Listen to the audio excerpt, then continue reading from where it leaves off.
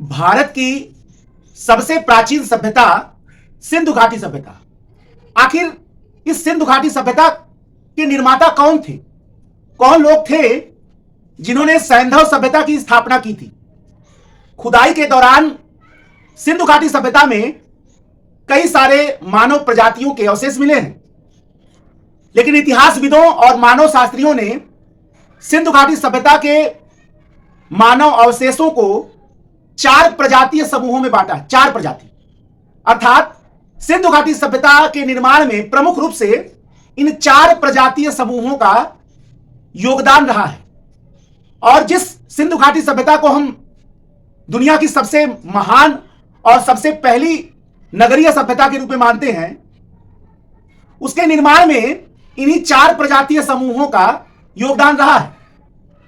हालांकि सिंधु घाटी सभ्यता के निर्माता वो लोग थे जो सैंधव क्षेत्र के आसपास के बस्तियों में जो क्रांतिकारी सामाजिक आर्थिक परिवर्तन हुआ अगल बगल 7वीं 8वीं शताब्दी ईसा पूर्व में, उन्हीं सामाजिक आर्थिक क्रांति का ही परिणाम था।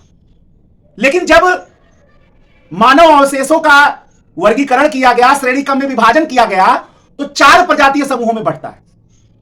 और इन 4 प्रजातीय समूहों से यूपीएससी या सिविल सर्विसेज प्रीलिम्स में एग्जाम में प्रश्न भी आ सकता है। चारों प्रजातीय समूहों को एक एक क्रम से समझा जाए। पहला जो प्रजातीय समूह था वो था भूमध्य सागरी। पहला भूमध्य सागरी, दूसरा प्रोटो ऑस्ट्रेलाइट, तीसरा अल्पाइन और चौथा मंगोलाइट। यानी इन 4 प्रजातियों ने ही भूमध्य सागरी, प्रोटो ऑस्ट्रेलाइट, मंगोलाइट और अल्पाइन, इन 4 प्रजातियों ने ही मिलकर सिंधु घाटी सभ्यता के निर्माण में प्रमुख योगदान दिया। 4 में इनको बांटा गया, मानव शास्त्रियों ने बांटा। सिंधु घाटी सभ्यता में जो सबसे ज्यादा जनसंख्या थी वो भूमध्य सागरी प्रजाति की थी। माना यह जाता है कि सबसे ज्यादा सैंधव सभ्यता के निर्माण में भूमध्य सागरीय प्रजातीय समूह का सबसे ज्यादा योगदान है। अब यहां से प्रश्न भी बन सकता है कि सिंधु घाटी सभ्यता के योगदान में यह सबसे बड़ी जनसंख्या किस प्रजातीय समूह का था? तो आप तुरंत उत्तर बताएंगे भूमध्य सागरी। यह बहुत इंपॉर्टेंट प्रश्न है, यूपीएससी प्रीलिम्स में ऐसे ही गहराई से प्रश्न पूछे जाते हैं।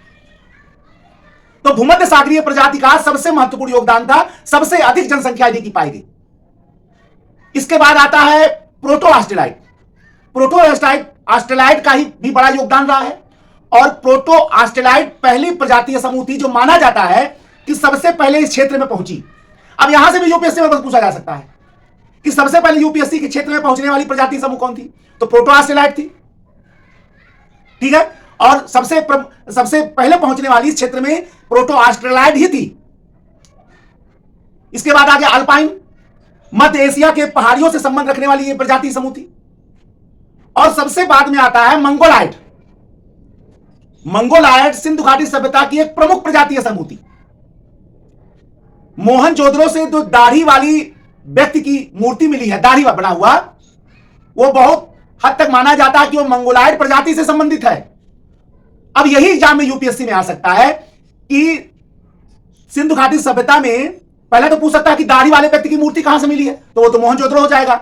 इसके बाद ये पूछ सकता है कि दाढ़ी वाले व्यक्ति की मूर्ति जो मोहनजोदड़ो से मिला हुआ है, असल में वो किस प्रजातीय समूह का परिचायक है? मंगोलाइट।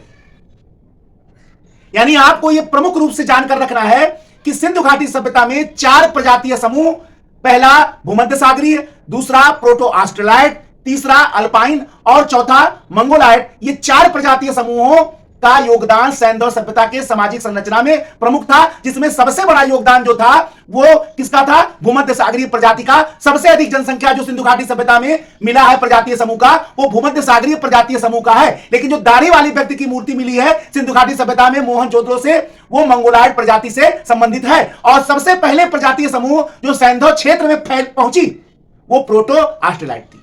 अगर आप एक गहन अध्ययन अपने दिमाग में रखेंगे तो यूपीएससी सिविल सेवा की परीक्षा के किसी भी एग्जाम में आप बहुत आसानी से, चाहे वो आईएएस का हो चाहे पीसीएस का हो, ऐसे गहराई से प्रश्न आते हैं। तो लोग केवल फैक्चुअल रटे रहते हैं, लेकिन प्रजातीय समूह और ऐसे बहुत से गहराई से प्रश्न आते हैं जो बच्चे केवल गहराई से स्पष्ट जानकारी न रखने के कारण ही उनको पछताना पड़ता है।